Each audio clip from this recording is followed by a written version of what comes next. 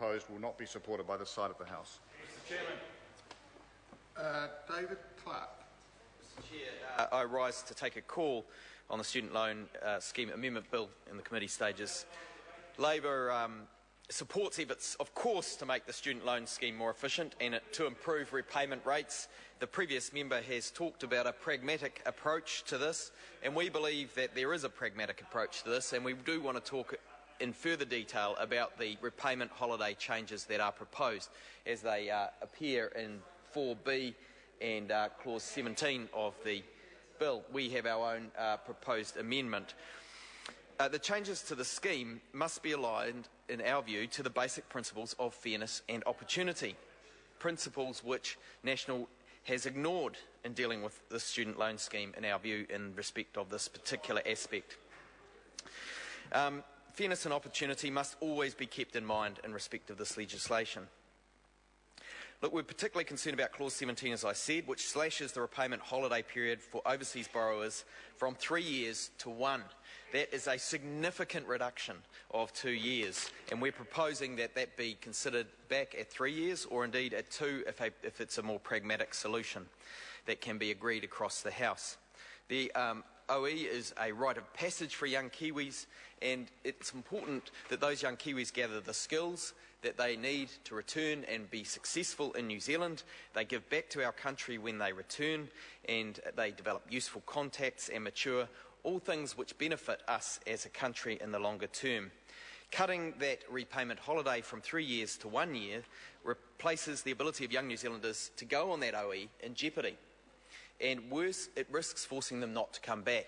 Now, I think that the evidence presented to us in the Select Committee by the Inland Revenue Department drew attention to the dodgy nature, if I can use that term, colloquial term, of their guess. Their guess about what would happen in terms of repayment. They admitted it was a guess of sorts, and that is not good enough. Both the Treasury and the Ministry of Education have indicated that they, in their view, this will in fact increase obligations on people as they decide to stay overseas. Part of the evidence the IRD presented to us was that they had done a survey through the Kiwi expats abroad, the CARE network, which suggested that most stay overseas on their OE for about 3 years, but also that it takes between 12 and 18 months to secure meaningful employment. So a lot of Kiwis go overseas, they'll work bar jobs, they'll do what it takes to make ends meet, but when they're looking for a professional career or they're looking for the kind of work that they want to be based in long term, it takes them a little bit longer to get there.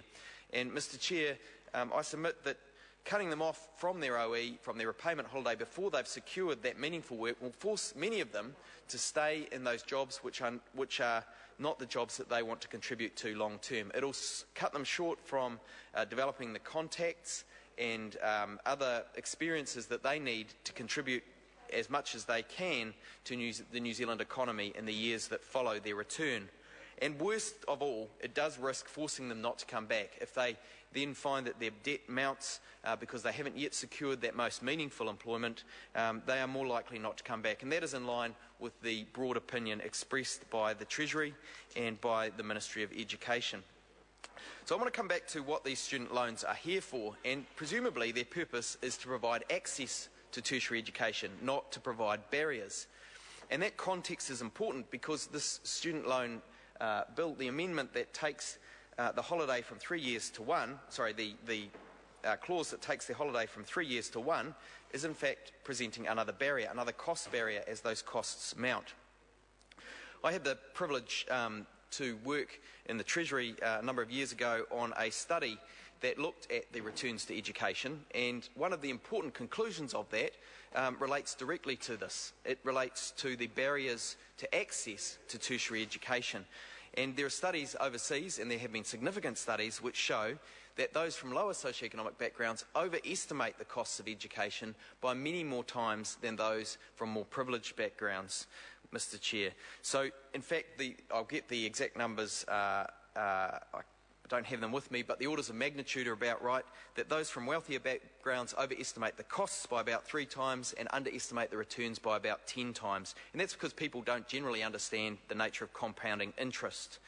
And those from less privileged backgrounds actually overestimate the cost by something like 10 times, and they underestimate the returns by something like 30 times. It's a much more significant problem.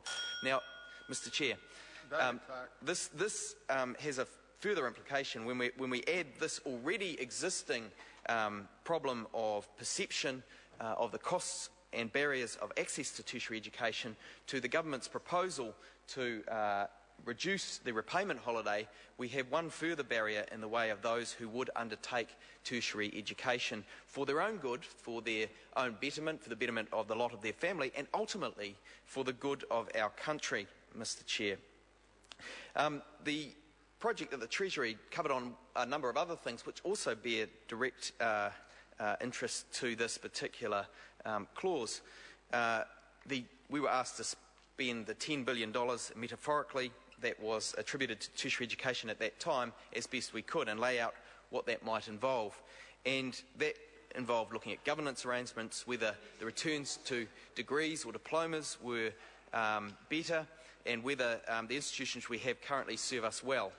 Now, what we found, theoretically at least, was that the returns to a degree are phenomenal for a country. So those people who undertake tertiary study benefit our broader well-being as a country. They bring revenue to our country. They are likely to operate in a way which means they'll be good taxpayers in the future. If we present barriers to those people, we are foolish. And so those who are from lower socioeconomic backgrounds who would find a barrier in the student loan bill, and indeed in taking on a student loan, should be encouraged, and there is Nobel Prize winning work on this, they should be encouraged to undertake tertiary research, even if that means that the state pays for all of their education, not just a loan, but actually pays for all of their education. So this move to reduce the repayment holiday moves in exactly the wrong direction for us as a country. We want to make tertiary education more accessible, not less. What this bill does, and what the Treasury says,